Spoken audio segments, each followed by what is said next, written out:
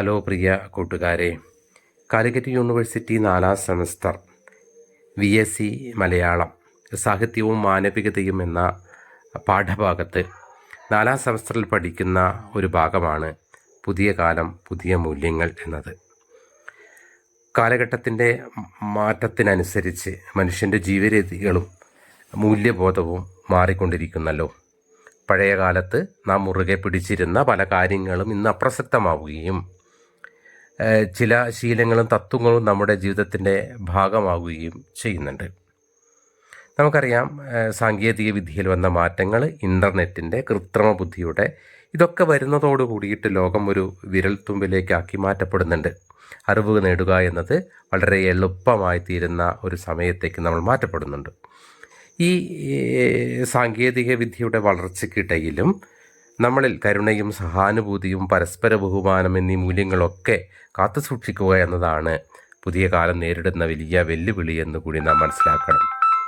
അതോടൊപ്പം പരിസ്ഥിതി ബോധത്തെയും പ്രകൃതിയെയും അല്ലെങ്കിൽ വ്യക്തി സ്വാതന്ത്ര്യത്തെയും തുല്യതയെയും ഇങ്ങനെ ഒരു മാനസികാരോഗ്യമൊക്കെ വീണ്ടെടുക്കാൻ വേണ്ടിയിട്ടുള്ള ഒരുപാട് ശ്രമങ്ങൾ നമ്മൾ നടത്തേണ്ടതുണ്ട് എന്ന് കൂടി ആ പാഠഭാഗം നമുക്ക് മനസ്സിലാക്കി തരുന്നുണ്ട്. നമുക്കറിയാം, ഈ ഉപേക്ഷിക്കേണ്ടവയൊക്കെ ഉപേക്ഷിച്ചുകൊണ്ടും പരിഷ്കരിക്കേണ്ടവയെ പരിഷ്കരിച്ചുകൊണ്ടും കാലത്തിന് ഇണങ്ങുന്ന പുതിയ മൂല്യങ്ങൾ രൂപപ്പെട്ടു വരുന്നൊരു സമയമാണല്ലോ.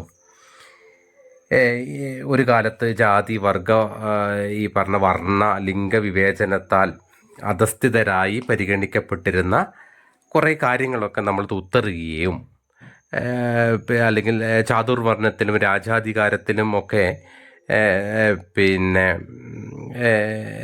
അർത്ഥശൂന്യമായിട്ട് നിലനിന്നിരുന്ന ഈ പഴയ മൂല്യങ്ങൾ നമ്മൾ ഒരു കാലത്ത് നയിച്ചിരുന്നുവെങ്കിൽ നമ്മൾ പിന്നീട് കണ്ടത് KR നാരായണനും ദ്രൗപദി മുർമുവും ഒക്കെ ഇന്ത്യൻ പ്രസിഡൻ്റായിരുന്ന ഒരു കാലഘട്ടത്തിലേക്ക് വരുന്നൊരു മാറ്റം, അല്ലെങ്കിൽ സുപ്രീം കോടതി ചീഫ് ജസ്റ്റിസായ ശ്രീ KG ബാലകൃഷ്ണനോ BR ഗവായിയോ ഇന്ത്യയിൽ എവിടെയെങ്കിലും ജഡ്ജിമാരായി ഈ പുതിയ കാലത്തിൻ്റെ പുതിയ മാറ്റത്തിനനുസൃതമായിട്ട് ലോകം സഞ്ചരിച്ചില്ല എങ്കിൽ സംഭവിക്കില്ലായിരുന്നു എന്ന് കൂടി നാം മനസ്സിലാക്കണം.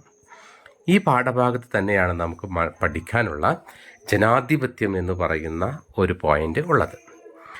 ജനാധിപത്യം എന്ന ആധുനിക കാഴ്ചപ്പാട് മനുഷ്യൻ്റെ അവകാശങ്ങളും കടമകളും ഈ തുല്യതയുള്ളവരായി വിഭാവനം ചെയ്യുന്ന ജനാധിപത്യമാണ്.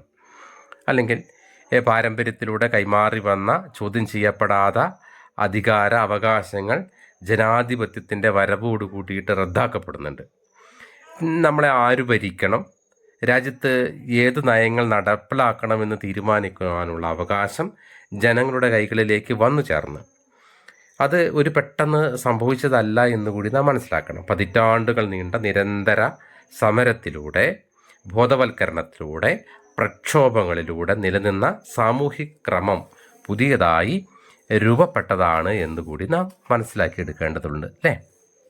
അങ്ങനെ മനുഷ്യർക്കിടയിൽ തുല്യത എന്ന ആശയം ഉണ്ടായതോടുകൂടെയാണ് പാരമ്പര്യമായി കൈമാറി വന്ന അധികാര അവകാശങ്ങൾ ജനങ്ങൾക്കിടയിൽ തിരഞ്ഞെടുക്കപ്പെടുന്നവർക്ക് കൈമാറുന്ന ഒരു പ്രാതിനിധ്യ ഭരണ സംവിധാനം ഉണ്ടാവുന്നത്. ജനങ്ങൾക്ക് ഭരണകൂടത്തിൽ നിയന്ത്രണാധികാരമുള്ള ഭരണവ്യവസ്ഥയാണ് ജനാധിപത്യം. ഡെമോസ് അതായത് ജനങ്ങൾ, ക്രക്ടോസ് ഭരണം എന്നീ ഗ്രീക്ക് പദങ്ങൾ ചേർന്ന് ഡെമോക്രാറ്റിയ എന്ന പദം ഉണ്ടാവുന്നു. BC 5ാം നൂറ്റാണ്ടിൽ ജീവിച്ചിരുന്ന ഗ്രീക്ക് ചരിത്രകാരനായ ഹെറോഡോട്ടസ് ആണ് ഈ വാക്ക് ആദ്യം ഉപയോഗിച്ചതെന്ന് കരുതപ്പെടുന്നുണ്ട്. ഈ വാക്ക് ഇംഗ്ലീഷിലേക്ക് വന്നപ്പോൾ ഡെമോക്രസിയായി. മലയാളത്തിൽ ജനങ്ങളുടെ ആധിപത്യം അഥവാ ജനാധിപത്യം എന്നാണ് ഈ വ്യവസ്ഥയെ വിളിക്കുന്നത്. എബ്രഹാം ലിങ്കനാണ് ജനാധിപത്യത്തെ ഏറ്റവും മനോഹരമായിട്ട് വിശേഷിപ്പിച്ചത് എന്നുകൂടി നാം മനസ്സിലാക്കണം, അല്ലേ? Government of the people, by the people, for the people എന്ന് പറഞ്ഞത് എബ്രഹാം ലിങ്കനാണ്. ജനാധിപത്യം എന്ന് പറഞ്ഞത് പൂർണ്ണമായിട്ടും അർത്ഥത്തിൽ ജനങ്ങളുടെ ഭരണമല്ല, മറിച്ച് തെരഞ്ഞെടുക്കപ്പെട്ട പ്രതിനിധികളുടെ ഭരണമാണ് എന്നാണ് നാം മനസ്സിലാക്കേണ്ടത്. ലോകത്തിലെ ഏറ്റവും വലിയ ജനാധിപത്യ രാജ്യങ്ങളിൽ ഒന്നാണ് ഇന്ത്യ എന്നും ജനസംഖ്യാടിസ്ഥാനത്തിൽ നോക്കിയാൽ ആദ്യ സ്ഥാനം ഇന്ത്യക്കാണ് എന്നുള്ളതാണ്. ജനാധിപത്യത്തെ നിയമപരമായി നിലനിൽക്കുന്ന ഒന്നാക്കി മാറ്റിയത് നമ്മുടെ ഭരണഘടനയാണ് എന്ന് കൂടി മനസ്സിലാക്കണം. ഒരു ബഹുകക്ഷി ജനാധിപത്യമാണ് ഇന്ത്യയിൽ നിലനിൽക്കുന്നത്. അതായത് വ്യത്യസ്ത പ്രത്യയശാസ്ത്ര താല്പര്യങ്ങളുള്ള ഒട്ടനവധി രാഷ്ട്രീയ കക്ഷികൾ തെരഞ്ഞെടുപ്പിൽ മത്സരിക്കുകയും കൂട്ടത്തിൽ ഭൂരിപക്ഷം നേടുന്ന ഒരു കക്ഷിയെ, മുന്നണിയെ അധികാരത്തിലേറുകയാണ് ചെയ്യുന്നത്. അവർ മന്ത്രിസഭ രൂപീകരിക്കുന്നു. ഇതിനെ പാർലമെൻ്ററി ജനാധിപത്യം എന്നൊക്കെ നാം വിശേഷിപ്പിക്കുന്നുണ്ട്. ഇന്ത്യയിലെ ജനാധിപത്യത്തിന് ശക്തി പകരുന്ന മറ്റൊരു ഘടകം എന്നുള്ളത് ഈ പറയുന്ന ഭരണത്തിൻ്റെ 3 തൂണുകൾ എന്നറിയപ്പെടുന്ന നിയമനിർമ്മാണവും ഭരണകൂടവും നീതിന്യായ വ്യവസ്ഥയുടെ സ്വതന്ത്രമായിട്ടുള്ള പ്രവർത്തനം കൂടിയിട്ടാണ് എന്ന് നാം മനസ്സിലാക്കണം. ഈ വോട്ടവകാശമൊക്കെ ഈ പറയുന്ന ജനാധിപത്യത്തിൻ്റെ വലിയ മൂല്യസത്തയാണ് എന്ന് നമ്മൾ ഈ വോട്ടെടുപ്പിലെ രഹസ്യ സ്വഭാവം, അല്ലെങ്കിൽ നിർഭയമായിട്ട് സമ്മതിദാനാവകാശം നിർവഹിക്കാൻ പൗരന് സ്വാതന്ത്ര്യവും സാഹചര്യവും നൽകുന്നത്, അല്ലെങ്കിൽ തെരഞ്ഞെടുക്കപ്പെട്ട പ്രതിനിധികൾ പൗരന്മാരോട് ഉത്തരവാദിത്തപ്പെട്ടവരാകണമെന്ന ആശയം, ഇതൊക്കെ പൗരന്മാരുടെ അഭിമാനത്തെ ഉയർത്തിപ്പിടിക്കുന്ന കാര്യങ്ങളാണ്. ഇതൊക്കെയാണ് പൊതുവെ നമുക്ക് ജനാധിപത്യത്തെക്കുറിച്ച് പറയാനുള്ളത്. ഇതേ ഭാഗത്ത് നമുക്ക് മറ്റൊന്നാണ് മതേതരത്വം എന്ന് പറയുന്നത്. നമ്മുടെ ഭരണഘടന മുന്നോട്ട് വയ്ക്കുന്ന പ്രധാനപ്പെട്ട മൂല്യങ്ങളിൽ ഒന്നാണ് മതേതരത്വം.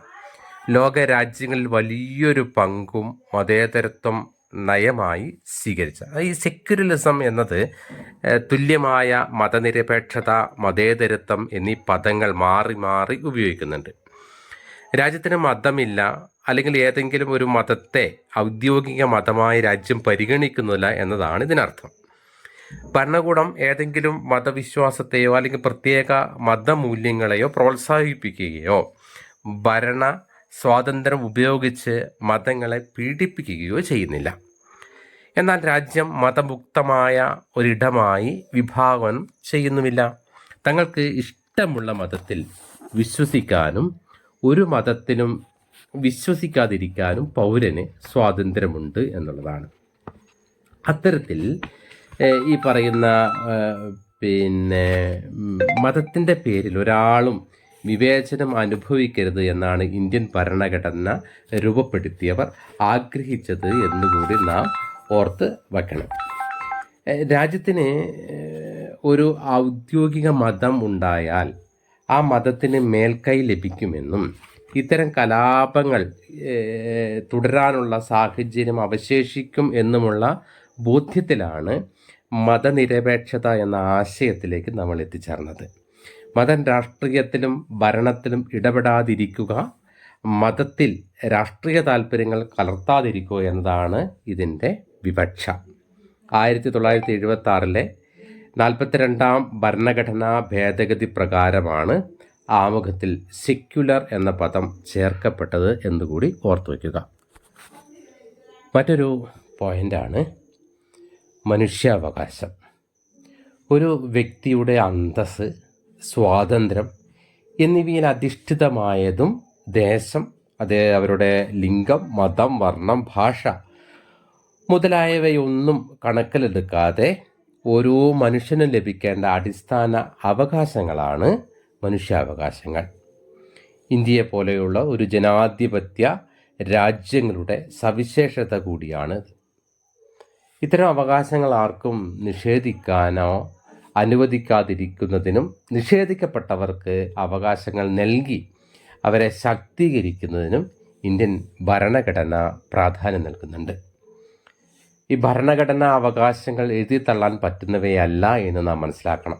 ഭരണഘടനയുടെ ആമുഖത്തിൽ എടുത്തു പറഞ്ഞിരിക്കുന്ന നീതി, സ്വാതന്ത്ര്യം, സമത്വം, സാഹോദര്യം എന്നീ മൂല്യങ്ങൾ, മനുഷ്യാവകാശങ്ങൾക്ക് ഇന്ത്യ എത്രമാത്രം പ്രാധാന്യം നൽകുന്നു എന്നുകൂടി വ്യക്തമാവുന്നുണ്ട്.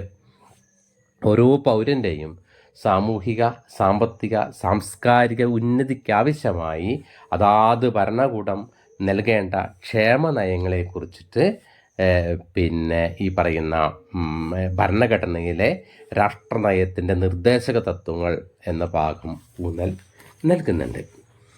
ആധുനിക ലോകം ഈ പറയുന്ന മുൻപില്ലാത്ത വിധം പരസ്പര ബന്ധിതമായതിനാലും കൂടുതൽ സുതാര്യമായതിനാലും സ്വന്തം കടമകളെയോ അർഹമായിട്ടുള്ള അവകാശങ്ങളെക്കുറിച്ചുമുള്ള വ്യക്തമായിട്ടുള്ള ധാരണ ഓരോ പൗരൻ്റെയും ഓരോ പൗരനെയും രാജ്യവികസനത്തിൽ ഫലപ്രദമായ രീതിയിൽ പങ്കെടുക്കുന്നതിന് സഹായിച്ചിട്ടുണ്ട്. അത്തരത്തിൽ അവകാശാധിഷ്ഠിതമായിട്ടുള്ള ഒരു സമൂഹം വംശീയ ജാതീയ വിവേചനം കുറയ്ക്കുന്നതിനും അരികുവൽക്കരിക്കപ്പെട്ട വിഭാഗങ്ങളുടെ ഉന്നമനത്തിനും അവരുടെ പ്രത്യേക അവകാശങ്ങൾ ഉറപ്പാക്കുന്നതിനും അതുവഴി ഈ പറയുന്ന സാമൂഹിക, സാമ്പത്തിക, സാംസ്കാരിക സുസ്ഥിരത കൈവരിക്കുന്നതിനും വഴിയൊരുക്കുന്നുണ്ട്. ഇത്രയുമാണ് ഈ ഭാഗത്ത് വിശദീകരിക്കാനുള്ളത്. ഓക്കെ.